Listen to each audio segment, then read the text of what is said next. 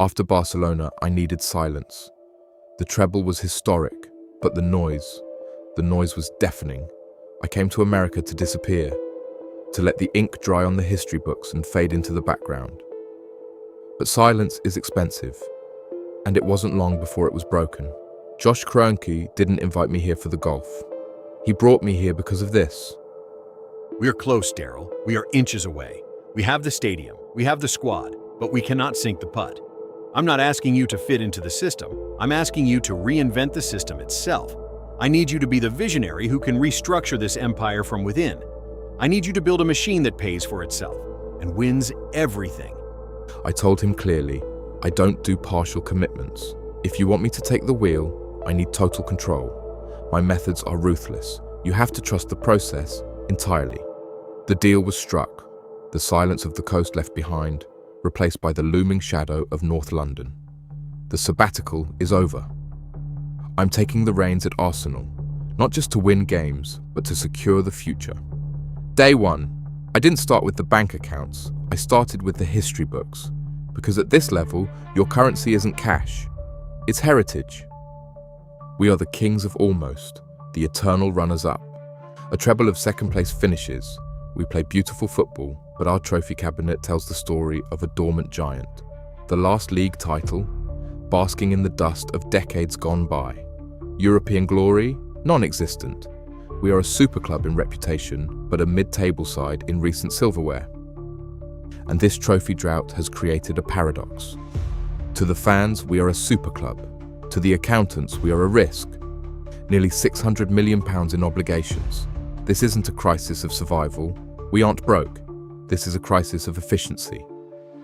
We are carrying the mortgage of a European giant without the prize money or the commercial dominance to service it effortlessly. We are powerful, but we are heavy. And in modern football, if you aren't climbing, you're sinking. To fix this, everything must be reviewed. Every contract, every asset, every player. Except one. Bukayo Ayoyinka Temidayo Saka. He is not just a winger, he is the heartbeat of this institution. Born in Ealing, forged in Hale End. Managers come and go, systems change. But the star boy? He represents the very DNA of what Arsenal is and always will be. To situate the club in the echelons of greatness, we need a plan. This is the blueprint. Objective 1, Operation Zero. Eradicate the entire £594 million financial obligation in the form of pending transfer payments and the debt owed to Kroenke Sports and Entertainment. We will initiate the Hale End Supremacy Program, creating a world-class hub for elite youth development, transforming our academy into the most dominant and productive youth development system in Europe. We will generate the Arsenal Contingency Reserve, a £300 million financial emergency fund, money that exists solely to protect the club when something unexpected, disruptive, or financially dangerous occurs. And on the pitch, we will strive to bring the domestic and continental trebles home. And finally, we will do everything we can to crown a king by producing a Ballon d'Or winner. North London is calling, and it's time to answer.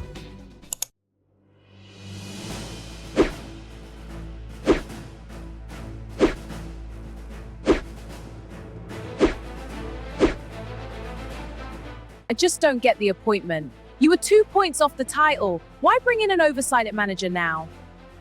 Because it's not about the title, is it? He's a corporate hatchet man. He's there to chop the wage bill, not build a dynasty. So the real threat is internal? Exactly. It's sabotage. He is the enemy within. He's going to hamstring Arteta right when they need to sprint. The world expects us to fail. They hear debt repayment and financial restructuring, and they smell blood. They think I am here to dismantle the dream. Let them talk. Their doubt is the fuel for our engine. They call me the hatchet man. Fine. Then let's go sharpen the blade. The talking is done. The execution starts now. Walking into the Emirates, the air felt different. It didn't smell like gold. It smelled like hope. Frustrated, desperate hope. A Ferrari engine in a traffic jam. I will fix this. The media wants a signing. The fans want a headline. But I am giving Mikel something more dangerous. Trust. I didn't come to fire him. I came to give him clarity. I told him, prove to me that these players are champions. You bring me the Premier League or the Champions League and the FA Cup. Anything less is a failure. The terms are set. Priority 1 is non-negotiable. We end the drought. The Premier League must return to the N5, or the Champions League must make its debut there. The FA Cup, it is our competition by history, and this season, it will be our standard by requirement. I respected the work done before I arrived. Berta's recruitment was surgical. I saw no need to disrupt the harmony with panic buys. We are not in a crisis, we are in an assessment. We will launch the Hale End Supremacy Program.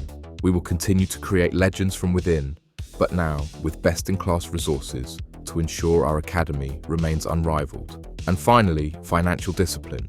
We will strive to accumulate £80 million in operational profit to begin servicing the debt. The objectives are clear. Now, we work. While the first team fights Premier League wars on the weekend and Champions League battles during midweek, the future is built here. But to dominate the future, we cannot just be a local academy. We must become a global institution. As part of the Supremacy Program, we are launching the Hale End Global Network, a decentralized system of elite development hubs, all operating under one philosophy. We are establishing elite hubs in London, Paris, Frankfurt, and Rio, but we are also opening direct corridors to Freetown and Lagos. The connection between Arsenal and West Africa is historic, and we are going to formalize that legacy into a pipeline of elite talent. It starts at home, the HQ. I have appointed a head of domestic dominance. His mandate is absolute. Lock down London, secure the UK. If a boy kicks a ball in a cage in South London or a pitch in Yorkshire, we see him first. To run a network this complex, I needed the best minds globally. Aaron Bates is appointed Director of South American Operations, while Kostel Marku takes charge as Head of Continental Intelligence. They are the eyes and ears of the club abroad. We don't just want the best youngsters from these regions, we are importing the world's best talent directly into the Arsenal bloodstream. And crucially, Delroy Thomas joins as Head of Loans and Pathways. His role is vital, managing the transition from youth football to the professional game. But raising the ceiling means raising the floor. Upon review, it became clear that the current academy roster was not as good as it should be. We cannot compromise on standards. Charlie Chambers, Makis Axelos, William Rogers and Jesse Bailey have been released. This isn't cruelty, it's clarity. They are good players, but good is the enemy of elite at Arsenal. However, we do things the right way. Delroy Thomas has utilised our club connections to secure professional contracts for all 4 boys in the lower leagues. They leave with our blessing, but they leave to make room for the future. But scouting talent is only the beginning. Finding a player with potential is easy. Finding an Arsenal player is hard. I have instituted a new gatekeeper policy. It's called the Invincible Curriculum. It is a mandatory tactical and psychological education module based on the DNA of the 2003-04 season. It doesn't matter if you have the feet of Messi.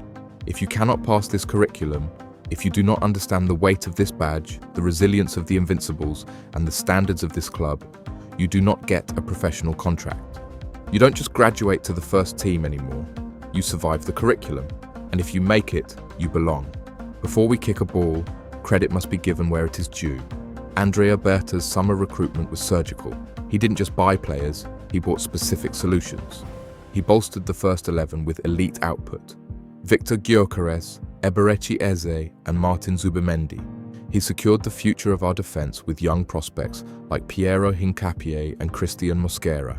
And he protected the floor with decent veteran cover in Christian Nørgaard and Kepa Arrizabalaga. The squad is balanced. Now it must perform.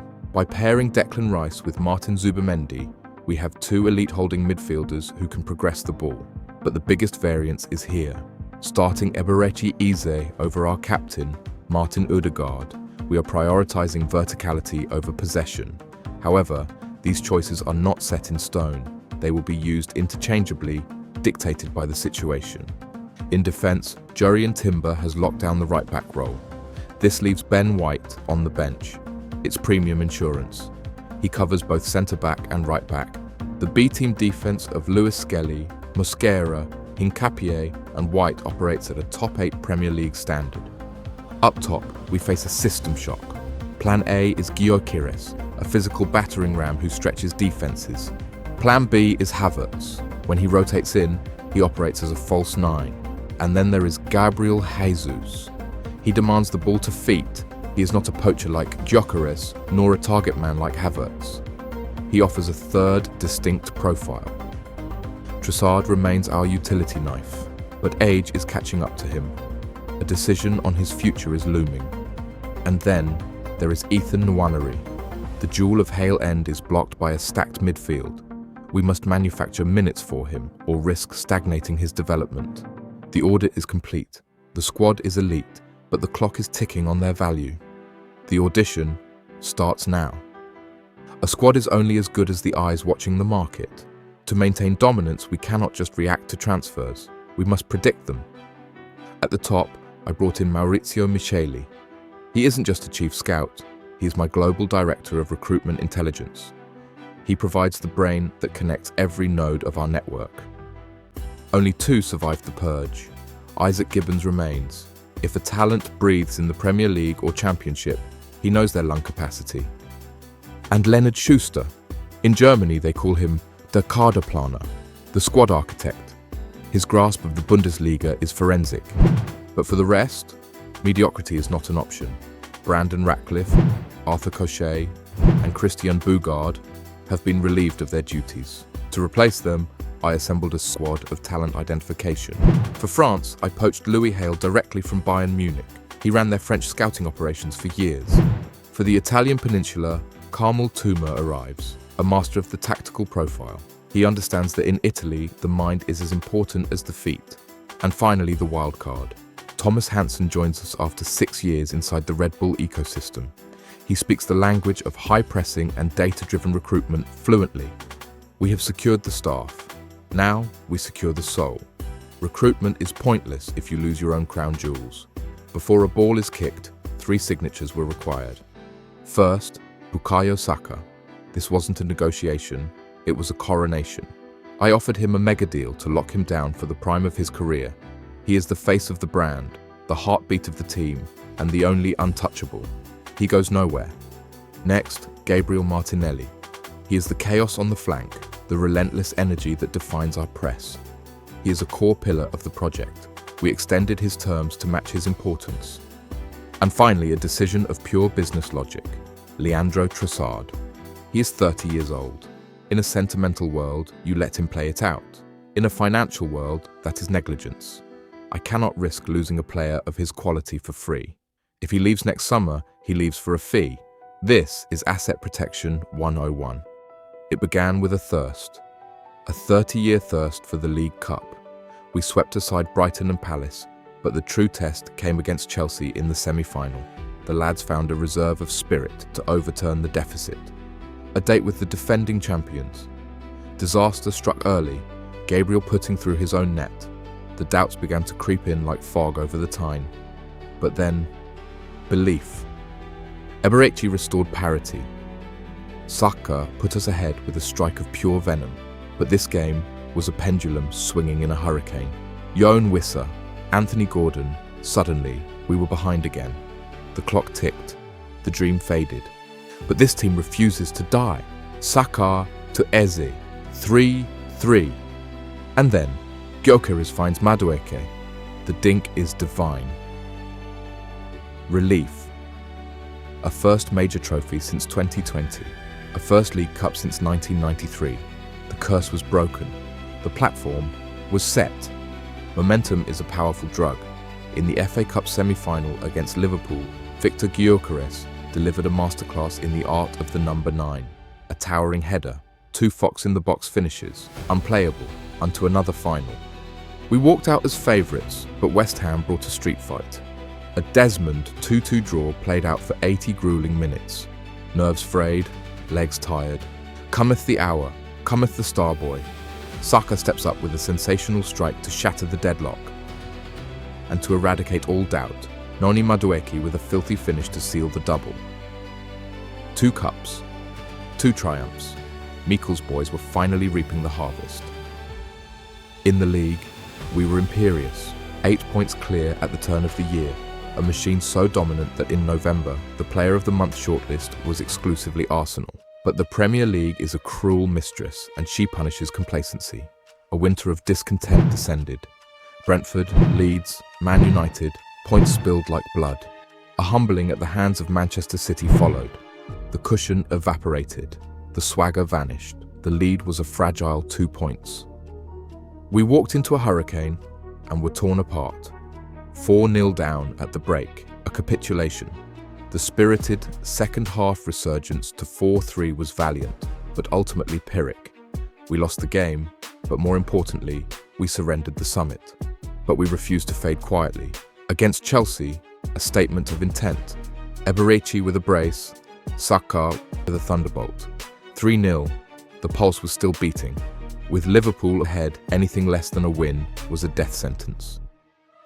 Jon Wissa plunged a dagger into North London Hearts with a 90th minute equaliser, only for us to clutch at the very last thread of hope. A winner at the death. 4-3. Bedlam. The title race would go to the final wire. The final day. Selhurst Park. Destiny in our hands. We were ahead. A penalty to seal the crown, but the weight of history was too heavy. Gyökeres skied it. The door was left ajar, and Kristantus Uchi kicked it down, a dreaded equaliser in the dying embers. Second place, for the 4th year running, the silence of heartbreak.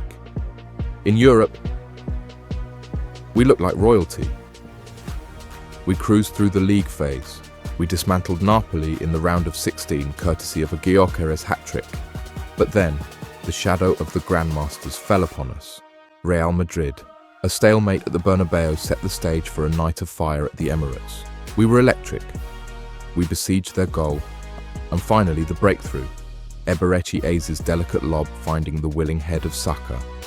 1-0. The semi-finals beckoned. And then, the oversight. A tactical suicide. Martin Zubimendi walking a tightrope on a yellow card. Left on the pitch by the manager. A mistimed lunge. Red card. The dynamic shifted instantly. The Spanish giants smelled blood, and Jude Bellingham punished us. 1-1. 10 men. Weary legs. Indomitable spirits. We dug trenches and held the line for 30 minutes of extra time. Mikel was already scribbling his penalty list when the cruelest twist of all occurred. Enrique, with the very last breath. Agony. This wasn't bad luck. This was negligence. That blood is on Arteta's hands. The Zubimendi decision was fatal. 2 cups is progress. But when the lights were brightest, the management crumbled. Something has to give. In the wreckage of our title hopes, 3 pillars remain standing. Bukayo Saka, 44 goal contributions across all competitions. He didn't just play, he governed matches. The Viking, Victor Gyökeres. Critics asked if he could do it in the Premier League. 37 goals later, the question isn't if he belongs, it's how we ever survived without him. Leandro Trossard. The asset protection contract was vindicated 10 times over. The season ended in heartbreak, but looking at the balance sheet, you would think we conquered the world. We missed the 2 biggest trophies, yes, but going unbeaten in the Champions League phase, taking the Premier League title race to the final day and securing a domestic cup double maintained our standard as a commercial juggernaut. Prize money, merchandise sales, broadcast rights, and matchday revenue all skyrocketed. Total income for the season, £740.5 million. An absolute monster of a financial year. We invested heavily in the Hale End Supremacy Program and met our transfer obligations. But most importantly, we allocated £80 million directly to the KSE debt. The money is right, but the mission was mixed. Objective 1, win the Premier League or Champions League. Failed. We came agonizingly close, but close is not the standard. However, the foundation held. We secured the FA Cup. We completed the audition phase without selling key assets. The Hale End Supremacy Program is live, and Operation Zero is ahead of schedule. 2 trophies, 4 out of 5 objectives met. A strong start, but the failure of Objective 1 casts a long shadow. Now, the reckoning. For the players, the audition is over. Zinchenko, Kiwior, Nelson, Vieira, the Lone Army returns only to pack their bags. They are no longer players, they are capital. We will liquidate them all to build the war chest. And Mikel, he delivered 2 cups, but he missed the biggest targets. Does he deserve to lead the revolution in Season 2, or have we reached his ceiling? The decision is made, but you'll have to wait to hear it. 22 years. A generation has lived, aged and died since Arsenal touched the gold. For 2 decades, we have been chasing a ghost. 4 years in a row, 4 times the bridesmaid.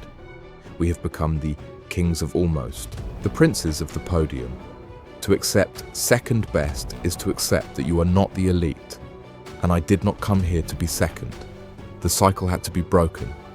Something had to give. Monday morning, the boardroom. The decision was made. It was ruthless, it was controversial, but it was necessary. The era of nearly is over. A new standard has been set. Welcome to the revolution. The final whistle of the season was the starting gun for me. I conducted a forensic autopsy of the campaign. I stripped away the emotion and looked only at the mechanics. Tactical astuteness, player management, in-game adjustments. The data was damning. In the crucible of the title race and the pressure cooker of the Champions League, the management fractured. The Zubimendi oversight. The tactical rigidity against Liverpool. These weren't bad luck. They were limitations. I didn't call Josh. I put it in writing. The search was short. 2 names. Luis Enrique, a man with a CV dripped in gold, a treble winner, and Cesc Fàbregas. On paper, it was a mismatch. Luis Enrique spoke about systems, Cesc spoke about possibilities. And if you know me, you know I trust my gut. But this wasn't just instinct, it was evidence. I looked at what he built at Como. Most managers would have fought for survival. Cesc didn't just survive, he thrived. He secured Champions League football with a staggering 80 points, squaring up against the old lady Juventus in the Coppa Italia final. He outthought them. A 1-0 victory, courtesy of a Nico Paz strike. The history books. He led them to their most notable trophy in 119 years of existence. He didn't just buy stars, he made them. He elevated Martin Batterina, Asane Diao and Maxence Caqueret to elite levels. And Nico Paz, under Cesca's tutelage, he finished as the best playmaker in Italy. Taking this into consideration, coupled with Fàbregas' first-hand knowledge of the Premier League, I believed he could take Arsenal to the next level. But I needed to test his nerve. I sent the offer with terms that were less of a contract and more of an ultimatum. A 2-year extension clause, strictly contingent on him delivering the Premier League or the Champions League in his debut season. If no real push was attained in either competition, his contract would be terminated immediately. It was a gamble that would terrify a lesser man. He was so confident in his ability to wake this sleeping giant that he bet his entire reputation on it. He didn't blink. He signed. Luis Enrique could manage this team, but Cesc Fàbregas is ready to bleed for it. The prodigal son returns. The mandate for the revolution is clear. We have identified 6 key pillars that will define this season. Objective 1, the ghost exorcism. We are done chasing shadows.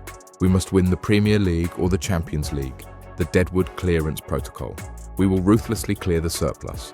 The target is to generate over £100 million in pure sales. Financial sovereignty. We will use that generated cash to settle all outstanding transfer fee obligations and aggressively pay down the KSE debt. Objective 4, the commercial expansion. We will aggressively seek out lucrative sponsorships and financially beneficial collaborations to inject fresh capital into the club. The tactical cabinet. A new general needs new lieutenants. We will completely revamp the coaching department, surrounding Cesc with the most modern tactical minds in world football. And finally, Objective 6, the DNA audit. The Hale End Supremacy Program has been running for a year. We will assess the progress of the new recruits. The terms are set. The manager is ready. Before the purge could begin, I had to secure the foundation. Piero Hincapié. His loan spell was immaculate. Left-footed aggression, cultured distribution. But Leverkusen wanted him back. I knew Rolfs had a problem. They lost Florian Wirtz the previous summer and lacked a talisman. I offered them a solution. Kai Havertz. I told Simon, you get Germany's prodigal son back to lead your line. We get the defender we need. He accepted. The deal was struck. Hincapié is ours permanently. Now, the liquidation. The strategy is simple. We do not sell good players to title rivals, but we will happily sell them our problems for a premium. Manchester United were desperate for a centre-back. I exploited that desperation. Jakub Kiwior, a squad player for us, becomes a starter for them. £25 million. Thank you very much. Newcastle needed a marquee name to appease the fans. Gabriel Jesus needed a stage where he is the main man. We get his massive wages off the books and nearly 24 million in the bank. It works for everyone, but mostly for us. Fabio Vieira, a talent, but too lightweight for our new system. Galatasaray wanted a technician to light up the Super League. I squeezed every lira out of them, £34 million. Zinchenko's wages were an albatross. Only the Saudi Pro League could match them. Al Nassr took him for 9 million. Nørgaard wanted sun and a slower pace. Villarreal paid 15 million for his experience. Kepa to Palace for 15. Rice Nelson to Everton for 14. Even young Ismail Karbia was flipped to Anderlecht for over £1 million. Every asset liquidated, every penny counted. £137 million. The war chest is overflowing. While I handled the sales, Delroy Thomas orchestrated the development. Ethan Nwaneri, the jewel. Delroy negotiated a move to Eintracht Frankfurt. Why? Because the Bundesliga is where attackers become men. The squad was lean, but a Ferrari is useless without a team of engineers to tune the engine. Cesc needed a cabinet of specialists. At the right hand of the manager sits Brandon Hewitt. His skill set is fluidity. Hewitt provides the countermeasures, adapting our shape mid-game to nullify opponents. For the goalkeepers, we split the atom. Tristan van der Waal is the shot stopper. Adil Humbert is the quarterback coach. His sole job is training the keeper's distribution. Defense is an art of discipline. Louis Harrison comes in as the high-line architect. The midfield engine room is twofold. Oliver Charlton is the professor of geometry, teaching passing angles, triangles, and ball retention. Malik Karayev is the minister of war. He coaches the counter-press, the duel, the tactical foul. And finally, the attack. We deployed a trident of specialists. Gail Thomas focuses on ghost movement. Elke Brouwer is a specialist in biomechanics and ball striking. And Andrew Russell coaches composure, the psychology of the final third. The cabinet is assembled. Fàbregas has his army. Standards. They are the difference between first and second. Early in pre-season, the logistics failed. The team arrived late. Preparation was compromised. To me, this wasn't an accident. It was a breach of contract. I invoked the performance clause and terminated their deal on the spot. I picked up the phone to Vanguard Fleet Services. Vanguard usually handles diplomatic convoys, not football teams. I sat down with their CEO and played a hard hand. I asked him, "You want to prove your fleet is the most reliable in Europe? Don't transport politicians. Transport the Premier League title challengers. If you get us there on time, every time, the world will watch." He bit. We secured a landmark partnership. Not only did they pay an upfront sponsorship fee of £12 million, but the efficiency of their logistics network will save the club £10 million in operational costs this season alone. A £22 million swing, created from a crisis. With the physical logistics secured, I turned to the digital. Our DNA extraction method at Hale End had caught the eye of the giants in Zurich. Cortex Analytics, the world leaders in predictive AI. It was a negotiation of intellects. They wanted to feed their algorithms with our blueprint for human potential. I leveraged their desire for our data to secure a historic 4-year alliance. £25 million per year, £100 million of long-term security. While the first team fought for the crown, a silent revolution was being built in the shadows. I didn't come here just to win games. I came to build a machine that pays for itself. Last year was about the architecture. We launched the Hale End Supremacy Program, replacing the old network with experienced hunters. This year, we've integrated Cortex AI to move from scouting to prediction. We've narrowed our elite portfolio to 7 high-conviction assets. Look at the evidence. Kingsley Effiong, the anomaly. He arrived from the standard intake, but after 3 sessions, it was clear. He wasn't a scholar. He was a weapon. I authorized his immediate promotion to the first team. Then there's Dean Carter, the sovereign scholar. Cortex flagged his profile as one of one. We sent him to the Jose Mourinho finishing school at Benfica to mold his defensive DNA. Our other assets are in high-intensity environments. Richard Okoro is at Angers in France to harden his physical frame. Samuel Simmons is in the fire of Trabzonspor, while Harley Drake and Jeremy Hubert are hitting their invincible markers in domestic and European loans respectively. But the audit is a double-edged sword. To make room for the elite, the good must be sacrificed. Ben Kofler has been liquidated. The data showed a plateau in his mental resilience. The financial result? Our academy asset value has surged by £46 million in 24 months. We've built a pipeline that ensures Arsenal will never have to overpay for a panic buy ever again. Before we added new faces, I had to look into the eyes of the men who held the line last season. The revolution is built on change, yes, but it is sustained by loyalty. First, the Guardian, David Raya. He arrived with questions hanging over him and answered them with the golden glove. He has become the undisputed foundation of our defense. Then, the Warrior, Jurrien Timber. His journey has been defined by pain and patience. He lost time to injury, but he never lost his spirit. Extending his contract was a message. We waited for you. Now, you fight for us. And finally, the Heartbeat, Declan Rice. When he joined, the price tag was heavy. Now, it looks like a bargain. He is the engine room, the vocal cords, and the spine of this institution. This wasn't just a contract extension, it was a pledge of allegiance. The difference between Season 1 and Season 2 isn't just personnel, it is spatial philosophy. Under the previous regime, the midfield was spread wide, asking the number 8 to attack the half spaces in transition. Cesc has compressed the shape. He has pulled the number 10 central, creating a vertical spine.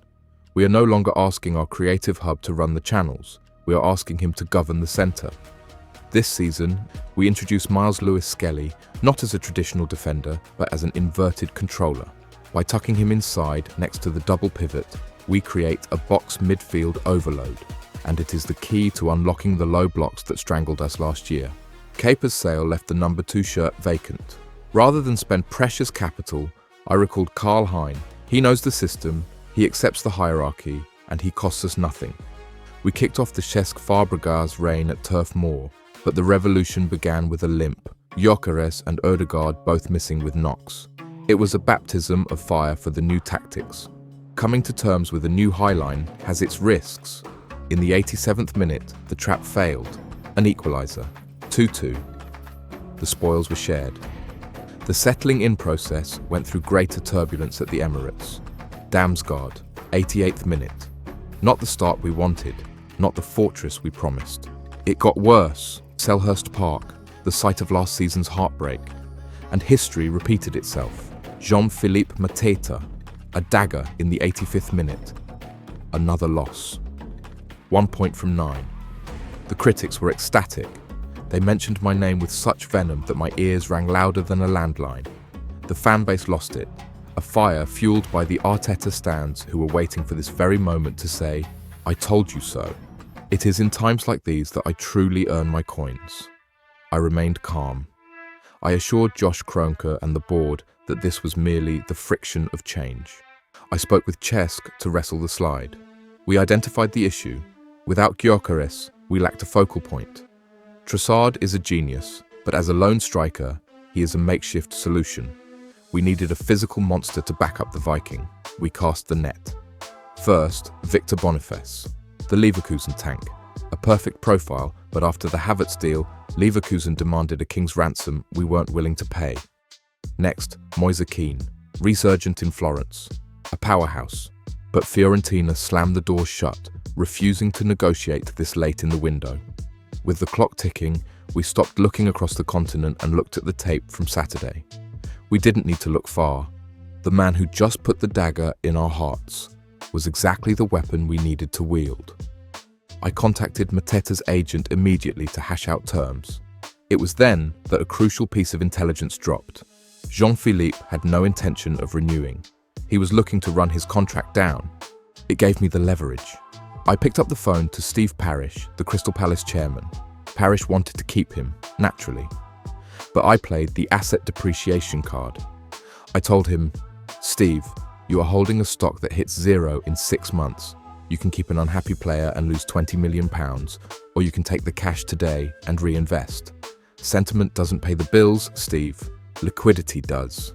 He knew I was right. He cracked. A £20 million fee was agreed, a steal for a Premier League striker in his prime. But then, the gridlock. Even though the fee was agreed, Palace wouldn't sign the release papers until they secured a replacement. They were scrambling, panicked, and stalling. I couldn't leave my fate in their hands. So, I intervened. I reached out to one of the elite agents I have on retainer, a specialist in the Middle Eastern market. I directed him to facilitate a move for Al Hilal's Moussa Barrow to Crystal Palace. I wasn't just buying a player, I was brokering the entire chain.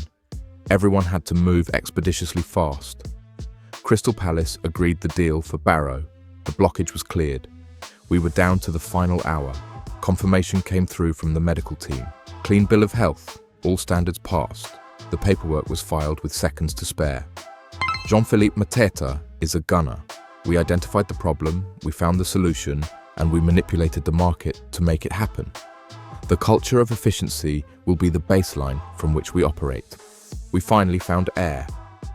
A 4-1 thumping of newly promoted Bristol City was a soothing balm on a bruised start.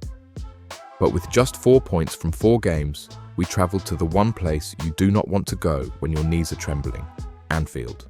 The Reds smelled hesitation, racing to a 2-goal lead before we had even cleared our throats. Saka pulled one back, a flicker of resistance in the storm. But Salah, the executioner from the spot, all but confirmed our fate. Despite a late rally from Bukayo, the whistle blew on another defeat. 3 losses in 5. Far from a title charge, we were staring at a crisis. Panic is for the unprepared. I called a meeting. We dubbed it the Sovereign Intervention. I won't tell you what was said behind those closed doors. I won't tell you that the psychological warfare Cesc and I deployed. Just know this. We walked in as a group of individuals. We walked out as a legion. The response was immediate. Brighton were put to the sword in a 4-1 demolition. But the true test of the intervention came when Michael Carrick's Manchester United arrived at the N5. It began as a horror show, a reversion to the frailty of August. Benjamin Sesko, Kobe Mainu, Sesko again, 3-0 down. The Emirates was a mausoleum. The critics were sharpening their knives. But then, a glimmer, Saka's cross, Gyökeres's header, 1-3, a consolation or a spark. Then, the ignition. Miles Lewis Skelly, the inverted architect, whips one in, met by the bullet header of Eberechi Eze, a genuine lifeline. The stadium woke up. Is the comeback on? Bukayo Saka answered the question with a strike of thunderous violence. 3-3, Bedlam in North London. Surely we couldn't find a winner. Mateta and Odegaard introduced, rolling the dice. And then, je ne sais quoi, Jean-Philippe Mateta. Ah ya ya, absolutely remarkable. From the depths of despair to the peak of ecstasy, no team has ever done this to Manchester United in the Premier League era. A miracle carved in red and white. That win didn't just add 3 points, it injected belief into the marrow of the club. We kept stacking wins. And despite a lackluster 2-1 loss to our North London rivals, the trajectory was upward. By November, we had clawed our way to the top 5, 12 points adrift of Liverpool, but we hunted them down, week by week, win by win. By the start of the new year, the gap was slashed to 6. We were well and truly back in the race. In the Carabao Cup, we were ruthless. Grimsby, Burnley, Wolverhampton, all dispatched with professional arrogance. But the semi-final brought us back to our nemesis, Liverpool. We fought like lions to secure a comeback win in regulation time of the second leg, levelling the tie. But the lottery of penalties is cruel. A shootout elimination. The defence of our trophy ended, but the war for the major titles was just beginning. Gyökeres, the Viking warlord, struck twice. We kept the engine humming with a morale-boosting 3-1 thumping of Manchester City. But the Eagles were truly a thorn in our side, and irony, as she often does, laughed last. Musa Barrow taunted his architect with a brace. It required a stunner from Victor Gyökeres and a lung-busting overlap from Timber to rescue a point. We shook off the draw and dismantled Chelsea. Rice, Saka, Gyökeres, 3-0, convincing. We clawed point after point, bringing the deficit down to a solitary integer ahead of a feisty clash at the Theatre of Dreams.